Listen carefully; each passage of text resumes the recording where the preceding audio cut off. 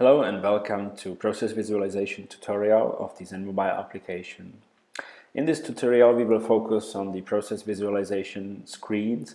The first step in the app is using equipment model to navigate to devices using the native controls, while the second tab, called process, shows the list of pre-prepared screens from Xenon editor that are exported as HTML screens and can be visualized in the mobile application directly as HTML screens. So you could see this has been constructed in Xenon editor. Not all the elements from the runtime screens are available for the web, but some limited portion of these controls can be used.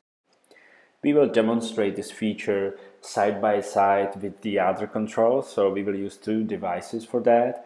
The device on the left will use the HTML screens that are prepared in Xenon editor, and the device on the right side will use native components of the ZenMobile application, native controls of the ZenMobile application.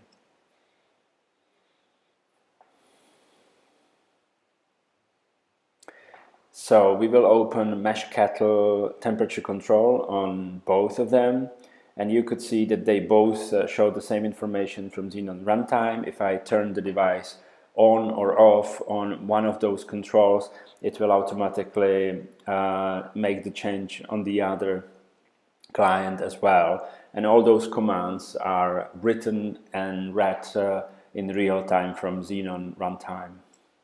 So if I increase the temperature to 56 degrees, you could see that it immediately shows in the process visualization as a new temperature, and the temperature in the kettle is rising.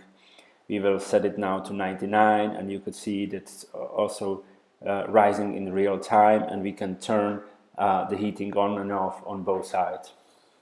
The key difference between these two approaches is that the HTML screens are defined in Xenon editor, so user can do it on their own.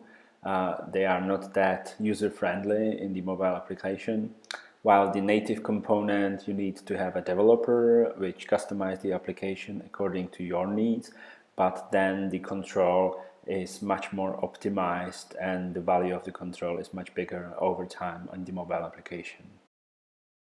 And here is just a small recapitulation of the process visualization requirements. So if you want to use this component, you need to have Xenon web server with valid SSL certificate. There needs to be a runtime connector running at your runtime server, and you need to prepare the screens in Xenon editor and export them for the web.